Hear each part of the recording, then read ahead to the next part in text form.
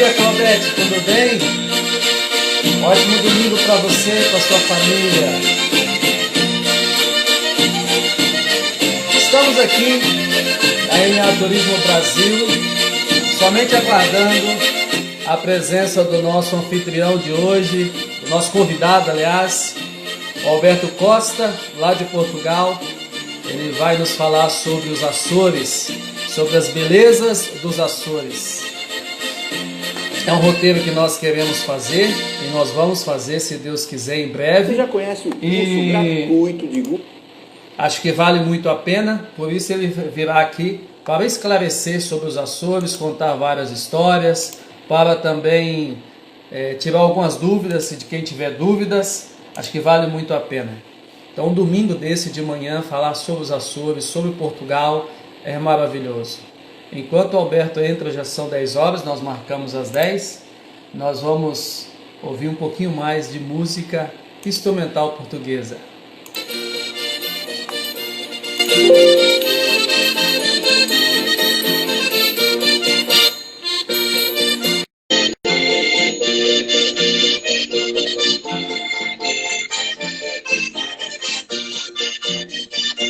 Bom dia, Alberto.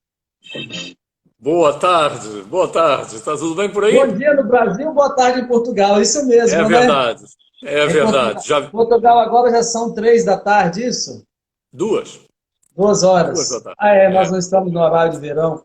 2 horas da tarde. 4 horas. 4 horas de diferença, né? Maravilha. Como estão as coisas por aí, Alberto? Tudo bem? Você está bem? Sua família? Tá tudo bem, tá tudo bem. O pessoal, obviamente, ainda em quarentena, já atividades voltando ao normal. Hoje, este final de semana, é o primeiro dia de praias, então os restaurantes já tinham aberto o dia 18 e o setor da a economia está abrindo setor por setor. Portugal, felizmente, fez foi bom aluno nessa pandemia, né? Tacou todo mundo, como é lógico, mas acho que está voltando ao normal. Voltando ao normal. Que beleza. Isso é muito bom, isso nos anima bastante, viu, Alberto?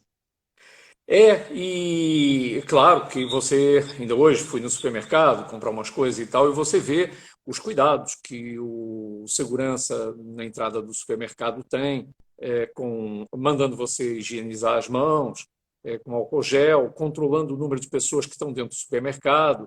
Então, as pessoas ficam ordeiramente esperando para entrar, 2, 3, 4 pessoas à medida que vão saindo.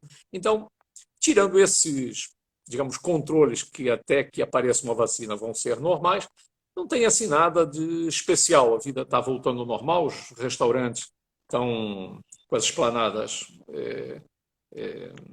a meio gás, como é lógico, né? Mas estão conseguindo gerir bem a situação.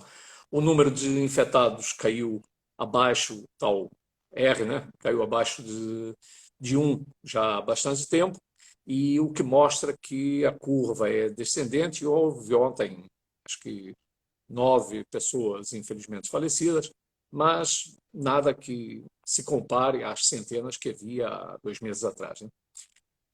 Países como, não é só Portugal, a Alemanha e Áustria, que são 2 países que nós operamos também, já voltaram ao normal. A Eslovênia, inclusive, abriu as fronteiras, inclusive os voos aéreos entre os países vizinhos, naturalmente. E outros estão com um ritmo um pouquinho mais lento, como é o caso de Espanha, que estão abrindo por setores e tal, por regiões. Mas, enfim, ainda estamos no primeiro semestre, esse cometa caiu há pouco tempo na nossa cabeça, a gente está levando. É verdade. Demora um pouquinho para recomeçar, mas fico muito feliz que já as coisas já estejam caminhando para o recomeço, para uma evolução. Eu espero que nós aqui também possamos, em breve, estar nessa mesma linha e que nós possamos também, em breve, estarmos juntos, né? Exatamente. Porque o que mais faz falta nessa quarentena, além do sair, do ir ao supermercado, ir ao restaurante, tudo, é o contato humano. É o aperto de mão, o abraço, o calor humano. E eu tenho certeza que logo todos nós poderemos estar aí felizes e poderemos passar por essa. Eu quero dar um bom dia aqui bom dia, boa tarde em Portugal, a Claudete, a Tereza, que está nos assistindo, a todas as pessoas que estão aqui no Instagram, e eu espero que vocês curtam bastante. O Alberto Eu dizia, vai se apresentar agora, né, Alberto? Porque tem pessoas que estão hoje que não estavam na live daquele dia, e o assunto que nós vamos falar no dia de hoje, que é os Açores. Só quero dar uma justificativa. Postei uma foto do Alberto, do Instagram do Alberto essa semana, no Facebook, nas minhas redes sociais, fazendo a seguinte pergunta. Você sabe onde fica este local? Você conhece esse local? Já foi? E N pessoas responderam que não conhecem. E é um local muito bonito, inclusive é a foto da nossa divulgação aí, da nossa live de hoje. E tem algumas pessoas até que disseram, isso aí é um fake, isso não existe, é uma montagem de eu vi, fotos. eu E aí, vi. então, estou trazendo o Alberto, que vai nos falar exatamente da região da foto, para a gente poder conhecer um pouquinho mais. Não é isso mesmo, Alberto? É isso mesmo. Uma boa tarde a todo mundo que ainda não estava ao vivo quando entramos. Como o Marcos disse, o meu nome é Alberto Costa, sou diretor-geral da Glamour. É uma operadora que tem a sede, está sediada aqui em Portugal, mas fazemos Espanha, França, Alemanha e Áustria, além de Portugal, claro. Então, hoje nós vamos falar talvez de uma... Portugal tem várias joias, várias joias. Nem todas conhecidas, até mesmo dos portugueses, curiosamente. Eu já levei portugueses a alguns locais que me disseram, cara, mas eu nasci nessa área, eu nunca tinha estado aqui. E Alberto, você sabe que no ano passado eu estava em Portugal e aí resolvi fazer aquele cruzeiro que sai do Porto e vai lá para o Pinhão, visitando a sim, região de Favalhos e tudo. Eu sim. achei que eu fosse encontrar no cruzeiro somente estrangeiros. Sabe aquela ideia que você tem? Ah, vamos encontrar gente do mundo inteiro. E por incrível que pareça, 90% das pessoas que ali estavam eram portugueses. E disseram, é a primeira vez que a gente está fazendo. Uns eram Exatamente. do Sul, outros eram mais aí da região de Lisboa, de Cascais, e foram fazer o cruzeiro. E o que eu mais gostei de tudo isso é quando nós chegamos em Favares, nós tivemos uma visita às vinícolas, aquela história das panelas de ferro e tudo, e eu tive o prazer, eu e a minha esposa, de nos sentarmos à mesa somente com portugueses. Mas o mais interessante, nós estávamos em casais, e cada casal de uma região de Portugal. Então nós tivemos um almoço para conhecer um pouco da cultura lá, das refeições nas panelas de ferro, e ao mesmo tempo da cultura geral de Portugal.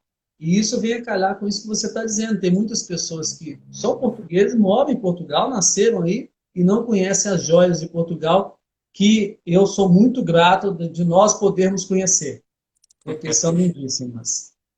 São sim, e eu vou fazer, obviamente, dar um contributo modesto hoje a essa falha, que não tem só a ver com os grandes operadores do Brasil.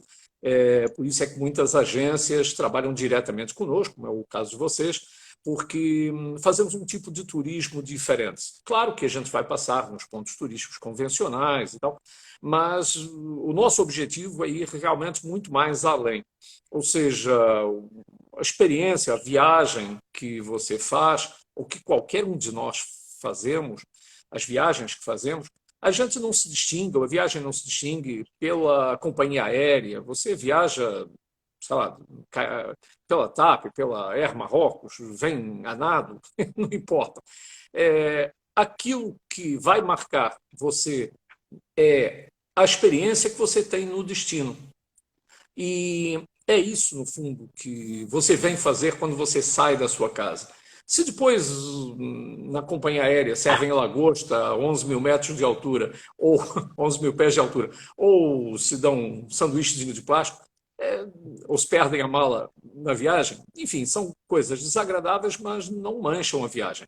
Agora, se você reparar, pense, cada um de nós que estamos nesta conversa, tentemos rememorar todas as viagens que fizemos. O que é que a gente se lembra delas? Do preço que pagamos? Não. Lembra da companhia aérea? Talvez. Lembra que perdeu a mala? Talvez. Mas o que é que você não esquece?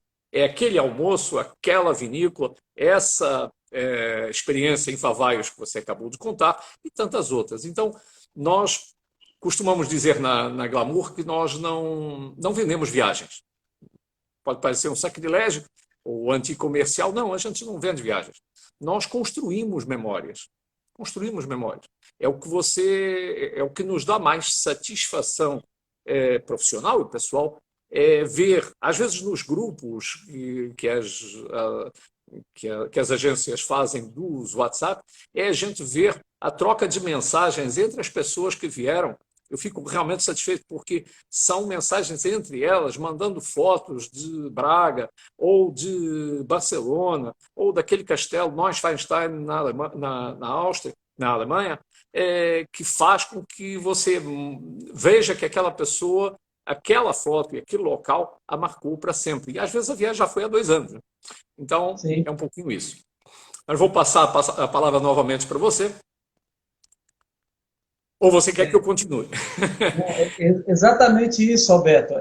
O seu pensamento e a questão do modo de trabalhar da Glamour, ele vem de encontro à nossa maneira de trabalhar aqui na EMEA Turismo Brasil, exatamente para construir memórias, realizar sonhos. Viagem, todo mundo vende, qualquer um vende, e até a internet vende. Até um computador vende. Só que nesse novo tempo, eu chamo de nova era, de novo recomeço, de nova vida, nós precisamos colocar boas memórias e oferecer boas memórias para as pessoas. E é o que você realmente disse. No futuro, nós não vamos nos lembrar do quanto pagamos, de como viajamos, mas das memórias que tivemos naquela viagem, das pessoas que encontramos e de que maneira nós vivemos essas memórias junto com essas pessoas.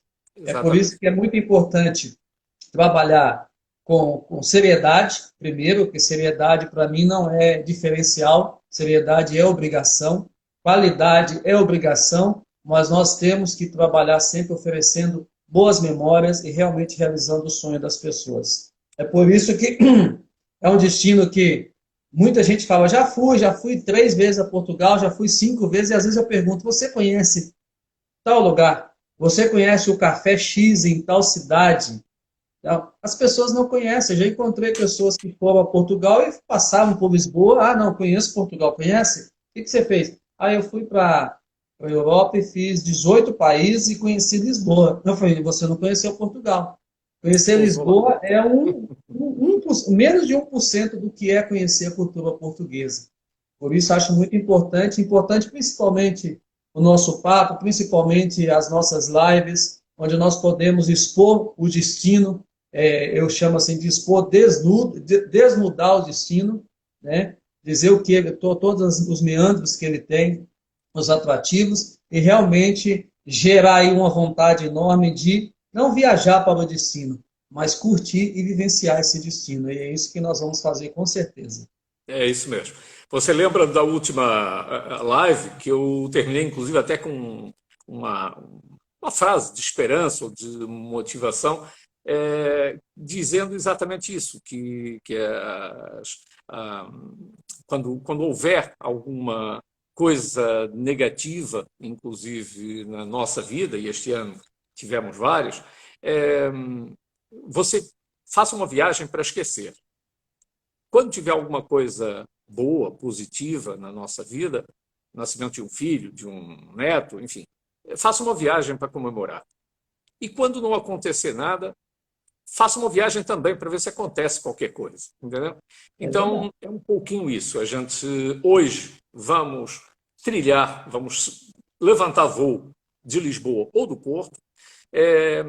Muitos dos voos dos grupos que nós temos do centro e norte da Europa já vão direto, mas vocês que vêm do Brasil, o que eu sugiro é sempre fazer escala ou em Lisboa ou no Porto e não desembarcar. Ou seja, os nossos guias se encontram com o grupo de vocês na porta de embarque já para o destino e dessa forma, normalmente os voos chegam de manhã bem cedo, porque os voos são noturnos, e então se nós levantarmos voo, por exemplo, de Lisboa para os Açores, estamos falando de 2 horas, 2 horas e meia.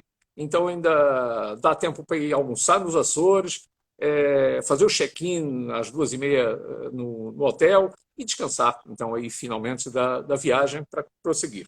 Porque se for para sair em Lisboa, ir para o hotel, para no dia seguinte pegar a mala de cedo, para pegar um voo cedo, para chegar lá às 2h30, queimou 24 horas à toa, né? Sim, é Então, verdade. a primeira sugestão é exatamente essa. E também para maximizarmos, digamos, a boa experiência. Mas falando então um pouquinho dos Açores, que é uma joia muito desconhecida, sobretudo na América do Sul. Os americanos e os nórdicos aqui conhecem bem, então falou em Açores para eles, são capazes de ter ido já 3 vezes aos Açores e nunca ao norte de Portugal. Eles têm, porque é um tipo de turismo mais natureza, mais vocacionado, digamos, para a liberdade, para as paisagens, para tudo aquilo que é natural, e menos, digamos, para shopping, né? São menos hedonistas. Mas, enfim, estava dizendo que, falando dos Açores, é, os Açores é um arquipélago, ou seja, um conjunto de ilhas, de 9 mais uma ilha. Você vai dizer, mas 9 mais nove, uma? com 9 mais uma, como? Não dá 10? Mais ou menos. Porque são 10 ilhas, realmente. 9 que nasceram, brotaram do magma, do fundo da Terra, do encontro de 3 placas tectônicas, a europeia, a africana e a americana. Essas 3 placas que estão entrando uma por baixo da outra fazem dessa falha um ponto, obviamente, geodésico, geológico fantástico. E isso faz com que as ilhas foram se formando ao longo do tempo, exatamente no caminho desses vulcões que foram. Estamos falando de mais de 200 vulcões. Nós temos 9 ilhas ali, mas na verdade já houve mais de 200 vulcões. Mas aí você diz, cara, e a 10ª? A 10ª, para quem conhece Florianópolis, está em Florianópolis. Por quê? A quantidade de pessoas descendentes de açorianos, de várias ilhas, que vivem em Florianópolis, é enorme. E é curioso você chegar lá, para quem já teve essa experiência, e você vê que eles têm um sotaque até meio português, mas não é bem português, é um sotaque açoriano, um sotaque muito fechado, muito carregado, e se orgulham disso. Eles se orgulham, mantêm as tradições, as hortênsias, enfim, eles cultivam exatamente a honra de descenderem desse povo que veio do meio do Atlântico, né? Então, por isso é que eu brinco dizendo que são 9 mais uma ilhas, né? São 9 no Atlântico e uma em Florianópolis. Mas, enfim, falando destas 9, cada uma delas tem, como eu disse, idades diferentes, né? Porque foram nascendo em milénios diferentes, e algumas muito recentemente. A última movimentação que houve na Ilha do Faial foi em 1957 para 58, um vulcão que ficou jogando lava durante 13 meses, na ilha que já era habitada, obviamente, 58, eu nasci em 59, está vendo que foi praticamente na véspera. Então, essa quantidade de cinza, de lava que jorrou, como eu disse, durante 13 meses, só no farol, que já é uma coisa alta, obviamente, ou já está num promontório, fez com que se juntasse nesse farol 3 metros de cinza. 3 metros. Alguma dela ainda está lá exatamente porque os geólogos ou os arqueólogos entenderam deixar, mas você visita o farol. E essa ilha do Faial imigrou muita gente exatamente para o Brasil. É uma ilha muito conhecida. O arquipélago dos Açores tem umas ilhas, obviamente, mais próximas da Europa, outras mais apontando para os Estados Unidos. Eu até costumo brincar dizendo que, à medida que as coisas estão evoluindo e vão se formando novas ilhas, um dia a gente chega aos Estados Unidos. Né? Só passando de ilha em ilha. A gente está chegando lá. Mas isso, para dizer, nós estamos falando de 1.600 quilômetros entre os Açores e Portugal, ou seja, entre os Açores e a Europa. Para terem uma ideia, o dobro da distância para a Ilha da Madeira. Então, 1.600 quilômetros. E é uma terra fantástica, uma terra mágica, um arquipélago que acho que todo mundo deveria visitar antes de morrer, né? Roberto, só para o pessoal localizar aqui, que tem algumas pessoas também que quando eu postei fizeram a confusão Ilha da Madeira com Açores. Ilha da Madeira nós faremos via Lisboa. Os Açores eles estão mais próximos do Porto do que de Lisboa, confere? É mais ou menos a mesma coisa, porque Portugal é um país vertical, Lisboa e Porto distam, sei lá, como do Rio para São Paulo, né, 350, 400 quilômetros, e os Açores estão no meio do Atlântico, a caminho dos Estados Unidos. Então, estão mais ou menos na mesma latitude, e a distância ou o tempo de voo, tanto faz que seja do Porto como de Lisboa, é praticamente o mesmo, né? Então, dizendo que esse arquipélago está bem ao norte da Ilha da Madeira. A Ilha da Madeira está na latitude de Marrocos, mais ou menos, né? Um pouquinho acima das Canárias. As Canárias tiveram várias vezes para ser portuguesas, pois de várias batalhas não conseguiram, mas enfim. Mas estava dizendo que, e falando aqui, olha, até pegando o gancho das Canárias e da Ilha da Madeira, o arquipélago dos Açores, na verdade, faz parte de um conjunto de 4 arquipélagos que, na época dos descobrimentos, se chamava de Macaronésia. Macaron, ou seja, a conjugação de 2 palavras gregas, Macaron, de felicidade, né, de beleza, e Nésio, de ilha, né? Então, as Ilhas da Felicidade eram 4 arquipélagos: Açores, Madeira, Canárias e Cabo Verde, né, que já fica bem embaixo, em frente à África, como vocês sabem. Então, por que é que isso era muito importante para os europeus, neste caso, portugueses e espanhóis, né, que estavam muito avançados tecnologicamente em relação aos outros povos do Mediterrâneo, do resto da Europa? Para vocês terem uma ideia, a gente às vezes tem uma ideia um pouquinho distorcida, às vezes por incompetência das professoras de História. Ou por competência, dependendo de como explicam, né? Mas, para vocês terem uma ideia, a epopeia dos descobrimentos portugueses e espanhóis representava, mais ou menos nos dias de hoje, do que você dá a um povo, ou a 2, um avanço tecnológico como tendo o GPS e tendo internet, e os outros estarem na máquina de escrever. A diferença tecnológica não anda muito longe disso. Bom, claro que depois tudo isso foi ultrapassado 100 e poucos anos depois. Mas na questão dos Açores, eles acabaram sendo colonizados pelos portugueses, como é lógico, mas já constavam de mapas até no século XIV, né? Ou seja, 1300 e qualquer coisa. E isso por quê? Porque até mesmo os portugueses, quando faziam a exploração do norte de África, ou iam pescar, ou iam fazer negócios com Marrocos, por exemplo, para baixo não tinha grande problema, porque os barcos, como vocês imaginam, era tudo à vela, né? Então, para baixo não tinha problema, porque vinham insuflados pelos ventos do norte. Mas para voltar para cima tinham os mesmos ventos, né? Então, não havia como reverter. Então, o que é que eles faziam? Neste caso, andavam quase bulinando em direção àquilo que é hoje os Estados Unidos, ou seja, andando para leste, para depois pegar as correntes marítimas e os ventos que sopravam do Golfo do México, que nessa época nem sequer existia ainda, nem se sabia isso. Mas isso para dizer que eles já sabiam que para ir para baixo iam a favor do vento, para voltar para a Europa tinham que andar mais ou menos a 45 graus em direção aos Estados Unidos e depois pegar os ventos favoráveis que os jogavam aqui no norte de Portugal, no Golfo da Biscaia e tal.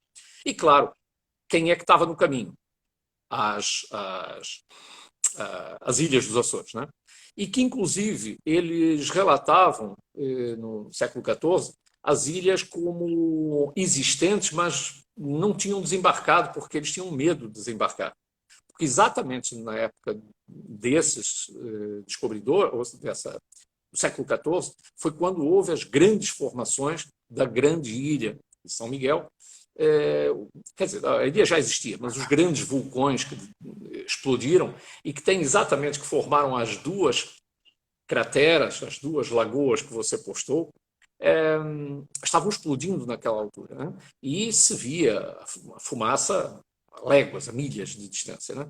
Então eles sabiam, claro, se há fumo, há fogo, e se há fogo é porque existe terra, né? Mas lógico, estamos no meio do Oceano Atlântico, então eles intuíram que havia. Mas, com todos os receios que havia naquela época, não se aproximaram. Quem fez isso foi exatamente os portugueses, porque tinham como decisão colonizar essas ilhas. E foi exatamente o que fizeram. Chegaram às ilhas dos Açores, como eu disse, são 9. A mais próxima do continente é Santa Maria, depois tem logo São Miguel, que eu vou deixar para o fim, que é a cereja em cima do bolo. A terceira, que se chama terceira exatamente pelo fato de ter sido a terceira a ser descoberta. Depois tem São Jorge, Flores, Corvo, Pico, Faial. Há ilhas, todas elas são diferentes, são ilhas às vezes muito pequenas. No caso do Corvo, tem 500 habitantes, para vocês imaginarem, aquilo é um pequeno povoado, né?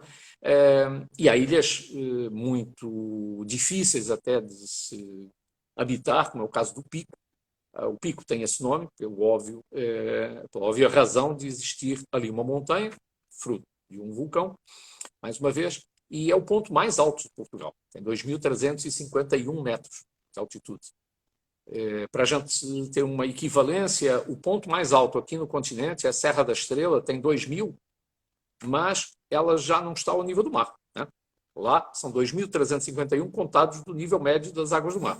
Aqui no continente são 2.000 metros, mas você tem que descontar a altitude a que essa serra está. Me bateu uma saudade agora da Serra da Estrela, hein? A primeira vez que fiz Serra da Estrela foi no mês de setembro e fiz de carro a Serra da Estrela, parando naquelas minas, nos meandros e tudo. Foi maravilhoso. É muito interessante, porque é uma região de serra, é uma região de pastores, de pastorício, de queijo, obviamente famoso, queijo da serra, Quem né? não conhece tem que ir a Portugal e conhecer a Serra da Estrela, conhecer as vilas ali da Serra da Estrela. Uma hora nós vamos voltar só para falar da Serra da Estrela, Roberto. Não tem que vir, tem que ligar para você e você trazer o pessoal pela mão. Senão o cara acha que viu. Sim, é verdade, é isso mesmo. Tem que Nós ligar para devemos. você. Mas Eu estava vou dizendo. fazer, nós vamos montar um roteiro mais à frente, só para a gente fazer esses recantos de Portugal. O nome já é esse, que eu já tinha pensado.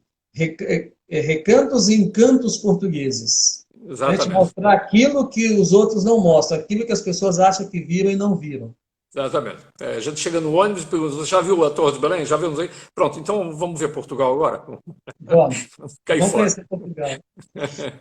Mas estava Desculpa, Alberto, dizendo. atrapalhar aqui, Nada, bateu imagina. aqui uma saudade muito grande Pode. daquela região ali. Não, isto é um diálogo, né? Não um monólogo, né? Você interrompe quando entender. Mas estava dizendo o seguinte: todo mundo conhece, ou já deve ter ouvido falar, pelo menos quando escuta sei lá, a previsão do tempo, o boletim meteorológico, do famoso e temido anticiclone dos Açores, né? Esse anticiclone, quanto mais próximo ele às vezes está da Europa, mais bom tempo ele traz, porque ele roda, digamos, ao contrário, né? Então, ou seja, as massas de ar circulam no sentido inverso aos ponteiros do relógio, por isso anticiclone. Então trazem bom tempo e trazem calor. Quando ele se afasta, é o caos, né? Porque a onda, obviamente, que ele traz de frio joga o ar frio do Polo Norte, obviamente, até aqui. Então, dependendo se ele está mais próximo, né, a gente não precisa nem entender muito meteorologia. Está próximo, tudo bem. Está longe, é melhor buscar o casaco e o cachecol. Mas, bom, esse anticiclone dos Açores, que se forma, obviamente, por causa das erupções e de ser uma região muito vulcânica, condiciona, como eu disse, o clima praticamente no Atlântico Norte, né? Na América do Norte e na Europa. E é também uma região com uma variação de clima muito grande. A gente costuma brincar dizendo que nos Açores você consegue ter no mesmo dia as 4 estações do ano, né? Porque dependendo do que acontece, você sai do hotel para fazer uma visita de ônibus, está um dia claro, dali a pouco começam as nuvens, a nuvem passa a colina para cá, parece que o vulcão vai cuspir fogo, e não, é só a neblina que está descendo, bate um nevoeiro enorme, é capaz de chover um pouquinho, você se espera, muito frequente ali na Lagoa das Sete Cidades, se você esperar um pouquinho, bate um vento, limpa, e é como se nada tivesse acontecido. Então, é muito interessante porque o clima é muito instável, né? E passa muito rápido. Bom, mas estava isso só para dizer que é uma região vulcânica. Por outro lado, é uma região, é quase um paraíso hidrológico e natural, é quase um paraíso marinho, né? Por quê? Porque é um santuário para as baleias, para os golfinhos, para o atum, a pesca. Quem faz pesca desportiva sabe que os atuns são gigantescos aqui nos Açores, e durante 6 meses, né, eles estão aqui de março até outubro, depois eles migram, fazendo o Círculo Polar Ártico, migram para o Canadá, para a Península do Labrador, e depois voltam no verão seguinte, né? Então, mas as baleias têm ali um santuário, porque hoje em dia não estão ameaçadas, os Açores já viveram muito, a economia dos Açores durante séculos foi baseada na matança da baleia, com os arpões, e você tem hoje museus interessantes de visitar, e você vê que as cidades de pescadores ainda têm todos os símbolos da baleia, do cachalote, que é um tipo de baleia também diferente, os tubarões. Então, essa região é muito rica em plâncton e, obviamente, também rica, claro, em peixe, sobretudo porque é quase um santuário. A pesca é autorizada, mas é controlada, né? Então, hoje em dia uma região interessante de se visitar. Um dos passeios que nós fazemos é exatamente ir ver as baleias e os golfinhos. Então, é interessante porque, sobretudo ali na zona central, no círculo central, no grupo central de ilhas, que é onde eles se juntam muitas vezes, você vê um espetáculo fantástico, né? Então, essa já foi um setor da economia importante, tudo isso, é lógico, acabou. Um outro setor importante são a indústria leiteira, ou seja, os Açores. Para quem conhece a Suíça ou tem uma imagem dos prados da Suíça, é igualzinho, igualzinho. Com uma vantagem, não tem suíço, né? Então, eu só digo isso quando não tem suíço na audiência, né? Depois eu digo o contrário. Eu estava dizendo, as paisagens são idílicas, eles têm, inclusive, têm muitas vacas, obviamente, leiteiras, e vivem disso, e tem uma coisa muito interessante, eles têm um programa, que todo mundo acha muito curioso, que é o programa da vaca feliz. Eles fazem questão que as vacas tenham claro, vão morrer um dia como todos nós, né? Mas eles fazem questão que as vacas tenham paz. E você olha para as vacas, sabendo disso, você olha para as vacas, você não tem como não ser feliz aqui, porque o cara está pastando num prado verde, olhando o horizonte azul, um sol desgraçado, ainda tem uns caras passando devagar aqui pelo nós, não tem como não ser feliz, mesmo a vaca, né? Então é muito engraçado. Vivem também, já houve uma época em que viviam do chá. Aliás, para quem não sabe, os Açores têm a única plantação de chá da Europa. As únicas plantações de chá da Europa estão exatamente nos Açores. Isso porque também tem uma razão, é que no século XVIII o governo, a coroa portuguesa, resolveu trazer 2 chineses. Não se esqueçam que Portugal fez um império gigante, nunca se chamou império, mas muito maior do que o Império Romano, muito maior que Alexandre Magno, muito maior do que Napoleão. Enfim, Portugal teve 52 cidades-estado até Nagasaki, a tal da bomba. Foram 52 cidades, uma delas Macau, que vocês devem ter já também ouvido falar, e outra Nagasaki, pelos motivos menos nobres. O Japão, inclusive, para quem não sabe, deve a sua unificação aos portugueses. que chegaram com armas de fogo, fizeram um acordo, mais ou menos o mesmo acordo que fizeram com a Araribóia, e aí em Niterói, e o método era o mesmo. Quem era o cara mais graduado fazia um acordo com o cara, dava um pau nos outros todos e ficavam amigos. Né? Então, a unificação do Japão se fez exatamente por um acordo que os portugueses fizeram com esse samurai.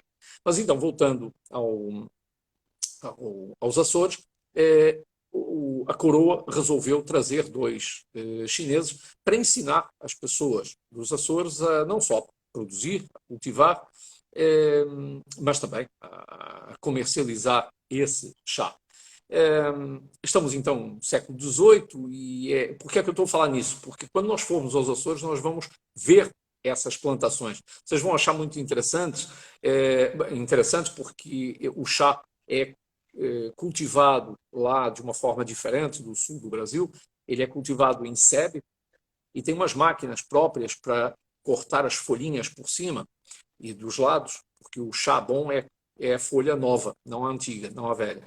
Então eles de 15 em 15 dias cortam o chá e depois processam, e nós vamos ver, e a possibilidade depois de vocês tomarem o chá e tudo mais, os vários tipos de chá, é muito interessante. Vão ficar sabendo que o chá é um tipo de camélia, aliás, camélias essas que abundam nos Açores. Os Açores têm várias flores, para quem gosta de flores, gosta da natureza, para encher um prato cheio. Vai ficar com flores até a tampa. O caso das hortênsias, em que você, para quem conhece Gramado, multiplica 100 por 10. O Blumenau, enfim, multiplica por 10. Porque você olha a encosta toda da montanha e está cheia de... Você passa na estrada, os caras cortam com máquina, né? Cheio. Então é um prato cheio. Mas agapantos, para quem sabe o que são agapantos, uma flor também muito bonita. Olha, aqui em Portugal vai começar agora, no mês de junho.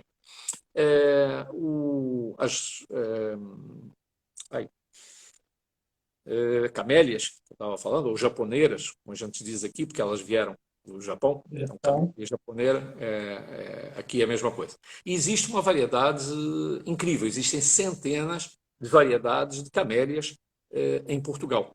Tanto nos Açores, que é, digamos, o ex-libris das camélias, quanto aqui no norte de Portugal, são exatamente conhecidos por isso. Bom, eu estou só dando uma olhadinha no tempo para eu não estourar a hora. Mas, bom, voltando então aos Açores, eu vou centrar, claro que cada uma das ilhas tem a sua particularidade, a tal do pico, que eu falei, além da montanha. Quem tiver boa perna, obviamente, são 5,5 km montanha acima, mas faz aquilo em 4, 5 horas. Então, é interessante. A Ilha do Pico tem uma outra coisa também muito famosa, que é o vinho que eles cultivam lá. Tiveram que levar, inclusive, terra das ilhas vizinhas para planificar e foram retirando as pedras, claro, do caminho para poder cultivar e fizeram com essas pedras muros, né? A gente, quando vê de cima, quando chega lá e olha aquela divisão toda, diz, cara, existem tantos proprietários pequenos? Não. É que, para eles poderem cultivar a terra, tiveram que arrumar as pedras e fazer muros. Então fica uma espécie de um labirinto de muros, e eles tiveram a inteligência, ou o conhecimento das gerações anteriores, de plantar os vinhedos encostados a essas pedras, a esses muros. Como são pedras vulcânicas, são pedras negras, né? Elas acumulam, têm uma capacidade térmica muito grande, e isso empresta à parreira e ao próprio vinho, na época da maturação, uma característica totalmente diferente do que você consegue obter aqui no continente. Então, um vinho muito interessante e muito doce, muito particular, né? Mas estava dizendo que a Ilha do Pico tem essa particularidade. Depois existem várias outras ilhas do corpo central, como o caso do Faial, que tem a tal formação de 1958. Essa cratera que se formou em 1958, para vocês terem uma ideia, o mar tomou conta outra vez. Ela se formou e depois o mar foi tomando novamente isso. Há um outro fenômeno também, uma curiosidade, mas que aconteceu na ilha de São Miguel, tal que nós vamos deixar para o final, em que tem uma lagoa gigantesca, enorme, e que, por causa de um terremoto, ela, ou por causa de um vulcão, não é um terremoto, por causa de um vulcão que ficou expelindo lava, durante a noite, os habitantes, que as ilhas obviamente já eram habitadas nessa época, ouviram um estrondo gigantesco, como se tivesse caído uma bomba, e só semanas mais tarde, quando conseguiram se aproximar dessa lagoa, que estava cheia de água, né, claro, de um vulcão, uma cratera cheia de água de vulcões anteriores, viram que a cratera não tinha mais água. Por quê? Porque o fundo rebentou e a água escoou toda. Então, estamos falando de uma região quase mágica, porque você ali se aproxima daquilo que é mais genuíno da formação do planeta. Entendeu? O cheiro, Sim. enxofre em alguns locais, a exuberância da natureza, o verde, é um verde intenso, em que você nota que está ali mais próximo do Criador. Tá? Nota mais isso. Mas estava dizendo que cada ilha tem a sua particularidade. E a Ilha das Flores, por exemplo, tem cascatas gigantescas que caem de fissuras das crateras, porque chove muito, né? É lógico, e as encostas das crateras, claro, são muito inclinadas. Essas lagoas, quando tem uma brecha, as cascatas que se formam têm um volume de água absurdo. Não são rios, são cascatas escoando a água que está mais dentro da cratera. Né? Então fica interessante se conhecer. Mas eu vou perder agora 5 minutinhos só para falar de uma ilha, a Ilha Terceira, onde normalmente até a gente começa os roteiros. Nós não começamos pela ilha principal. Deixamos a ilha principal, como O eu disse, principal. em cima. Começamos pela Ilha Terceira. Essa ilha tem algumas particularidades. Uma delas é ter uma base aérea dos Estados Unidos. A base aérea americana está exatamente no aeroporto das Lajes. E Lajes porque muitas vezes essas placas, depois quando caíam ou arrefeciam, faziam lajes mesmo, né? Placas horizontais. Então, claro, foi nessa região mais plana em que fizeram o aeroporto civil, que Portugal tem, aeroporto nacional, e exatamente ao lado tem as pistas do aeroporto da base aérea americana. Desembarcamos aí, como é natural, porque não tem outro. A ilha é muito interessante porque ela é mais ou menos circular, tem uns 25 quilómetros de diâmetro, mas muito interessante, porque você do outro lado tem cidades que visitamos com portos naturais feitos de antigas crateras, né, que o mar invadiu, então ficou um porto natural. Né? Temos a Praia da Vitória, Vitória porque houve uma batalha contra Dom Miguel, né?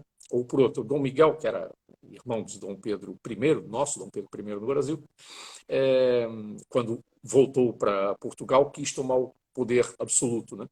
E a única parte do território português que não se vergou ao poder absoluto dele foi exatamente a Ilha Terceira.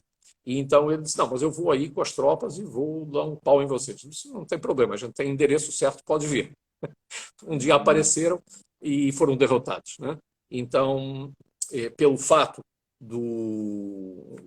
desse território ter ficado fiel e não se ter vergado, digamos, a um golpe de Estado, né? Naquela época, e respeitado, digamos, a coroa anterior, que era a Dona Maria, ficou como Praia da Vitória e depois Angra do Heroísmo.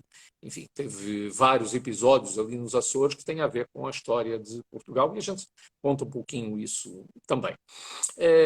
Mas é uma ilha onde nós vamos ver uma praia interessante com piscinas naturais, chamada Praia dos Biscoitos, ou Praia do Biscoito. O nome é engraçado.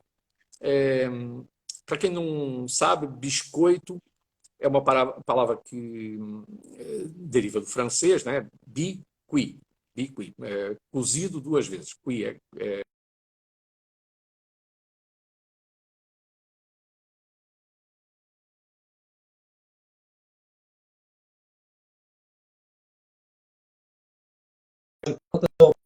lá de Lisboa. Oi, Oi, voltou, voltou? Alberto, seja bem-vindo. Estava explicando ao pessoal aqui que às vezes dá uma interrupção, afinal de contas você está do outro lado do oceano, É. né? Ou então tem outro motivo. O Alberto deu um intervalozinho só para dar uma bicadinha no vinho e voltar. No Vinho do Porto. Vinho no Porto. Eu não bebo em trabalho. Mas, enfim, estava brincando dizendo que biscoito era uma coisa que eles coziam duas vezes, e às vezes até mais, para poderem abastecer os barcos dos navegantes, dos pescadores e dos descobridores. Porque, claro, você meses no alto mar não podia ter coisa como farinha para fazer pão, essas coisas, porque, obviamente, ganhava o bolor e apodrecia em pouco tempo e dava outros problemas. E o biscoito era exatamente por isso. Bom, mas estava dizendo, temos essa praia dos biscoitos, temos uma coisa muito interessante que vocês... Só existem dois no mundo e o único que é visitável é exatamente o da Ilha Terceira. Porque o outro está interdito e é na Ásia. Vocês vão visitar o interior de um vulcão, o chamado Algar do Carvão. Está no meio da ilha, foi, em tempos, a chaminé de um vulcão, só que aconteceu um fenômeno interessante, é que o vulcão recolheu, o magma voltou para o interior da Terra e a carcaça, a chaminé, se manteve. Então, há umas dezenas de anos atrás, os arqueólogos fizeram um furo, descobriram, obviamente, que estava tudo oco por dentro e primeiro exploraram cientificamente e depois fizeram, agora mais recentemente, umas escadas metálicas, né? E que você consegue descer até lá ao fundo, tem um lago gigantesco, lindíssimo, e Ah, é que coisa interessante. maravilhosa. E é interessante porque você se sente no meio da Terra. Para quem já leu Júlio Verne e A Viagem ao Centro da Terra, você é o próprio. Olha Se só. sente o próprio. Porque, inclusive, claro, a chaminé por fora, quando chove, vai absorvendo água e a água atravessa e pinga, né? Então, nós sempre dizemos aos grupos, olha, tem que trazer uma capa de chuva e tal, porque não é bem chuva, mas é água que vai passando, mas é muito interessante. Quem não tiver perna para descer isso tudo, que estamos falando de 35 metros de profundidade, ou seja, um edifício de 11 andares, né, 12, vai só até o primeiro platô também, que é um pouquinho mais abaixo, então desce pouco. Quem não tiver boa perna para descer e depois subir, não é elevador, né? Bela, já imaginou, dentro do vulcão não tem elevador. Então o cara que vai tem que saber se tem força para voltar. Mas fica no primeiro platô e já dá para ter uma boa visão. Dá para Vamos, aproveitar bem o visual de dentro do vulcão. E claro, dá é para uma voltar e experiência. dizer, eu estive dentro de um vulcão. E é uma experiência única, Marcos, porque você, como eu disse, só existem dois locais no planeta, mas o outro não é visitável, Sim. entendeu? Então, é um local mágico, é um local único. Depois, ali bem perto, quase do lado, estamos falando 3, 4 quilômetros, tem as furnas de enxofre. Então, você vai passando, caminhando pelo meio da terra e por cima de uns passadiços que foram colocados, e você vê o fumo saindo do chão, você vê o enxofre se formando, cristalizando em cima das pedras, em cima da vegetação, enxofre mesmo, né? Então, é o mais próximo do inferno que você consegue chegar. É muito interessante. E depois, obviamente, entramos no ônibus novamente.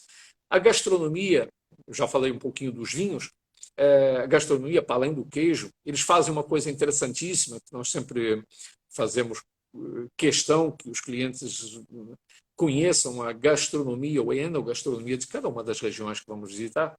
Então, eles servem ali, claro, estamos no meio do Atlântico, né? Então, qual é o prato principal? Obviamente é peixe.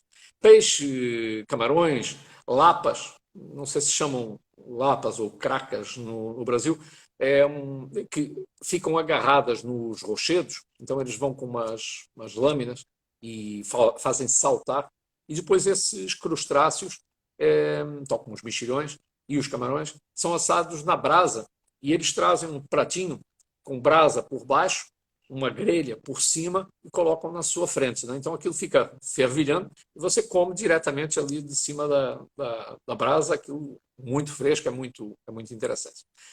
Bom, eu disse É muito bom. que vamos para a ilha de São Miguel. A ilha de São Miguel é a ilha principal, a maior ilha. Uma ilha que tem assim um formato tipo uma manga, né? E a capital e o aeroporto fica no meio, em Ponta Delgada. Vamos visitar a cidade de Ponta Delgada, como é lógico, que é a capital. Tem coisas muito interessantes, igrejas com azulejos e talha dourada, lindíssimos, lindíssimos. Eles têm uma devoção muito grande, fruto de serem navegadores e estarem isolados, tem uma devoção fervorosa muito grande ao Senhor do Santo Cristo e tem uma procissão muito importante e conhecidíssima e tem um ostensório, um esplendor, não é nem um ostensório, é um esplendor que é talvez uma das peças de ouro ou de ourivesaria mais caras que existe em Portugal. Trabalhadíssima, só é exposta, está exposta uma réplica, mas a original só sai para o público ver exatamente nessa procissão. É muito interessante. Você sabe, Depois, você se recorda da época que acontece a festa, a procissão, Alberto? olha, Santo se, a Cristo? memória não, se a memória não me falha, é ou é em junho ou é em julho. É por aí, mas honestamente, depois eu até digo para vocês, porque é muito interessante. O final de maio, é assim uma coisa. É mais ou menos nesta época. Naturalmente, este ano, pelos motivos óbvios, devem cancelar essa procissão pelo ajuntamento. Mas depois eu até mando para vocês vão gostar. Mas estava dizendo, do lado esquerdo, vamos visitar a ilha e alguns vulcões. Um deles exatamente é aquele da foto que você colocou. Que, na verdade, a Lagoa das Sete Cidades, que é como isso se chama, tem vários mirantes à volta do topo da cratera, e essa lagoa, na verdade, são duas, por isso é que as pessoas disseram que imaginavam que fosse fake, né? Fake news, Sim. fosse feito. Não, são duas crateras de vulcão que deram origem a dois lagos e que se juntaram, né? Então, tem uma parte mais estreita e a razão das duas lagoas terem. Alberto, só Oi? para quem está assistindo aí e não viu a foto é exatamente essa daqui, ó. Ah, a própria. Exatamente, exatamente. Essa Vocês aqui, veem ó. lá o fundo do mar, né? Vem o oceano, e aqui à esquerda e à direita, depois desse mirante, tem exatamente duas crateras de vulcão. Elas, claro, se encheram de água, acabaram se encontrando. Tem uma pontezinha que quase tange a água, que nós vamos passar por cima, para ir visitar, inclusive, o parque que existe à volta das margens, que é lindíssimo, um parque muito, muito bonito, arborizado. A cidadezinha também é muito bonita, as casinhas muito pequenas, é uma cidade, como é óbvio, muito, muito pequena, mas muito bonita de visitar. E estava dizendo que as duas lagoas, uma tem água muito azul e a outra água muito verde. E existem duas explicações para isso. Eu gosto mais de uma, porque uma é uma lenda, e a outra é a parte mais científica, né? Obviamente eu gosto mais da lenda, né? E a lenda diz que a razão pela qual as duas águas são muito diferentes, uma muito verde, assim parecido com a sua camisa, e a outra muito azul, Por parecido isso que com a eu minha. coloquei essa camisa aqui, Alberto. Já pensando na lagoa. Parece combinado, não é? Então, diz a lenda, ou conta a lenda, que um pastor muito humilde, muito pobre, se apaixonou por uma princesa da nobreza, naturalmente, e, como é lógico, o amor entre eles era proibido, né? É, portanto, ambos choraram muito o fato de não conseguirem consumar o seu amor, e cada um deles tinha os olhos muito verdes, e o outro os olhos muito azuis, né? E à medida que choraram, cada um deles encheu uma cratera, né? Nossa, Portanto, obviamente, eu que lenda linda. gosto muito mais dessa. Portugal é o país das lendas, das histórias, dos mitos, enfim. E a gente vai fazendo essas visitas, mas colocando, costurando isso com a gastronomia, com a história, com as lendas, E muitas vezes a lenda é muito mais bonita do que a história. A outra razão mais científica tem a ver com a diferença de profundidade das duas crateras, das duas lagoas, e também a constituição física ou química das paredes de cada uma das crateras, né? São origens diferentes e a escorrência dessas águas são diferentes. Vamos visitar depois um local mágico, e eu vou me apressar porque temos 5 minutos. Vamos visitar um local mágico do outro lado da ilha. Nós vamos levar vocês...